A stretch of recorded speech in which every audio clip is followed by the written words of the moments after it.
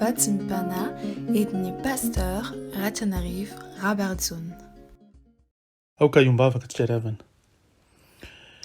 Ry Andriamanitra raisanaka fanay masina, Andriamanitra tsara sady mpanao tsara ianao, Andriamanitra i Abrahama sy Isaka ry Jakoba, Andriamanitra Jesosy Kristy sady rainy, ianao ilay izy rehetra ka ho mandrakizay, fahazavany zao tontolo izao, mpiandry tsara, ilay mitoetra ny amanerinerina kanefa mijerina ity ambany toerana ity, mitsaoka sy mihavoninahitra anao zahay, ary miarabanao ampanendry ny tena. Manoroka ny tongotra masina Jesosy tomponay, dia sy tahaka ny fomba nenjeriny an-danitra ao ny olona masina aza, dia ekeo mbanitra kasitrano atrenao ny fanomezam-boninahitra tolotrinay, manao hoe masina, masina, masina Jehovah tompony maro, heniky ny voninahiny tany rehetra. Misaotra Jesosy manalo. Halleluja. Amen. Amintsika mandrakariva ny fahasoavana mampiadanana avy amin'Andriamanitra raintsika, ny fahasoavana Jesosy Kristy ary ny fampiraisana avy amin'ny fanay masina. Amen. Ny rahan'i Jesosy Kristy na dia hoantsika ho afaka amin'ny tsy fahamarina rehetra, ary ilay fanay masin'Andriamanitra hitoetra ao anatintsika, azahoantsika ny tenin'Andriamanitra amin'ity andro izay diavintsika noho ny famindrapon'Andriamanitra ity. Ny filazantsara araka ny Jaona toko fa 12 ny andininy fa 420 tapany faharoa, Jean chapitre 16 verset 24 deuxième partie. Jaona 12 andininy fa 420 tapany faharoa, amin'ny anaran'i Jesosy manao hoe: mangataha dia ahazo ianareo mba ho tanteraka ny fifalianareo. Amen. Jesosy Kristy no manambary izany ary tokony hitoetra mandrakariva ao anatintsika izany tenin'Andriamanitra izany. Aina ho an'izay mahazo azy tokoa mantsy ny tenin'Andriamanitra ary fahasalamana ny fony rehetra. Ataovy tsotra ny fangatahanao. Izany lohahevitra azo tonina avy anatin'izany tenin'Andriamanitra izany. Ataovy tsotra ny fangatahanao. Aka ohatra anankiray isika mikasika izany lohahevitra izany. Ny ohatra amin'izany dia ny fitaizana sy ny fanabeazana ny ankizy. Ho antsika ray aman-dreny manan-janaka rehetra, na kristiana na tsy kristiana moa, dia manana faniriana ny hahatsara sy hatafita ny taranany. Ny ray aman-dreny kristiana moa dia miezaka ny taiza sy hanalaibe ny zanany mba hafaly an'i Jesosy Kristy sy ho araka ny tenin'Andriamanitra ny zanany.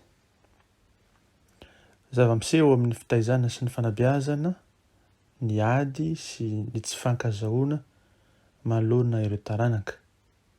Ary ao anatin'izany dia mety hahatonga ny fahadisom-panantenana ho an'ny mpino kristiana.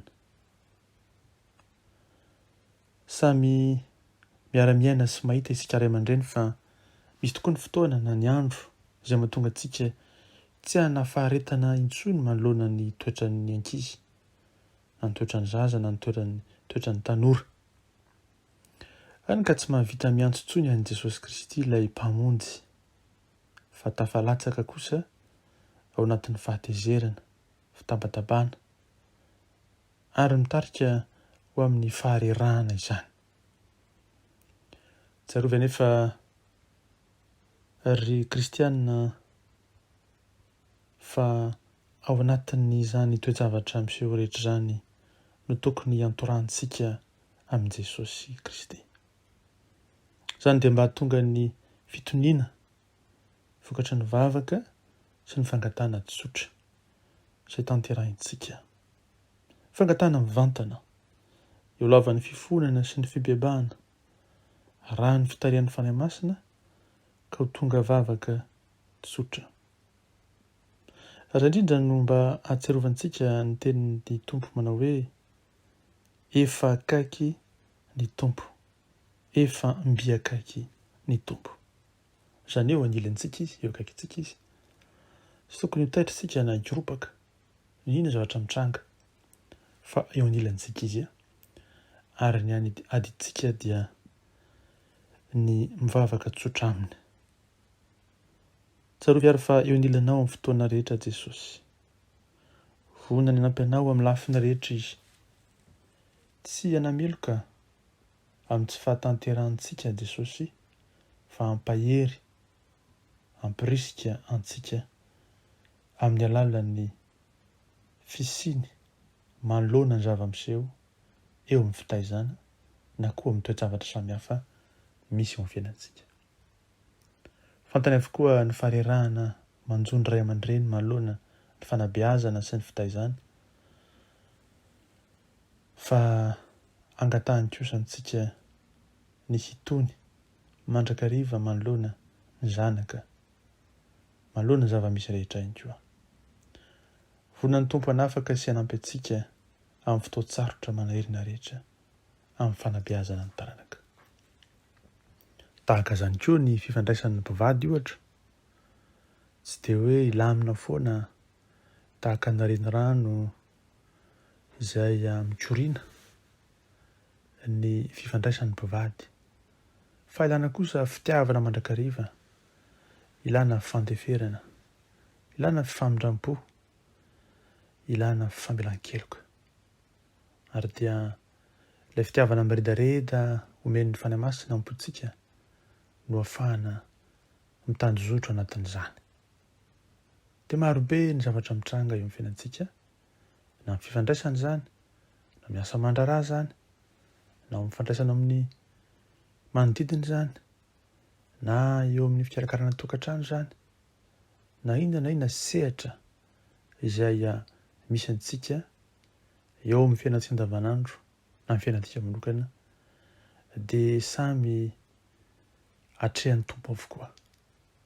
Ny any adiditsika dia ny mampatsiahy amin'Andriamanitra fa mila asika.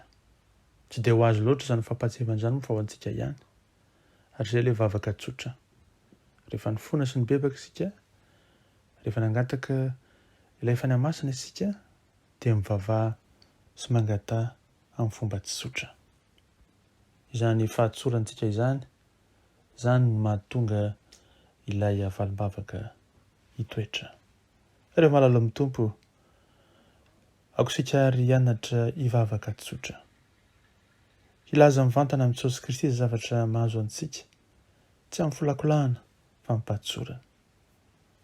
Ataovy mameno ny fanahy, ny saina, ny fo, ny tena fa tsara Andriamanitra. Tia ampiseho sy hizara izany fahatsarana izany izy eo amin'ny lafim-piainantsika rehetra, na dia farany kely indrindra aza, eo amin'ny tontolo androntsika tsirairay avy. Mitaky fanetry ny tena nefa izany, mba tanteraka ny fifaliantsika sy ny valim-bavaka. Mila fankasitrahana Jesosy Kristy amin'ny fanomezana voninahitra azy mandrakariva. Mazotoa sy mahireza miantso azy, ary mino fa hamaly antsika izy. Dia tanteraka ny teniny hoe, ary ny fiadanan'Andriamanitra izay mihoatra noho ny fahalalana rehetra, hiaro ny fonareo sy ny hevitrareo ao amin'ny Kristy Jesosy. Ho azo ny voninahitra, ho antsika kosa ny fahasoavany sy ny fiadanana. Mahireza ny tompo amintsika amin'ny herin'ny fahirezany, ho azo ny voninahitra anio ampitso ary mandrakizay. Amen. Aoka iombavaka antsika ravana. Ny dera ny haja ny saotra ny voninahitra, dia ho anao Andriamanitra ray zanaka fanahy masina. Eny tokoa antsonao izahay ankehitriny ny vavaka amin'ny fomba tsotra. Eny tokoa tsy holakolaka, tsy hovariana amin'ny teny misafelika sy mitokodina, fa ilaza amin'ny fomba tsotra kosa izay ao am-ponay. Fantatrao mantsy momba ny rehetra, fa ianao kosa dia mba maniry ny andehananay amin'ny fahatsorana, ny tenananay amin'ny fahatsorana, ny angatahanay amin'ny fahatsorana. Eny, izany rehetra izany dia mahatonga anay Jesosy hanana fototsotra aminao, hitoetra amin'ny fitiavana mandrakarivanao. Ampianaro izay ho tia an'Andriamanitra amin'ny fo, fanahy, saina ny tena manontolo, ho tia ny namana tahaka ny tena, dia ho tanteraka ny fifalianay amin'ny androm-piainana rehetra. Dia ho anao ny derany azy anao ny voninahitra ary tompony tompo sy mpanjaka ny mpanjaka.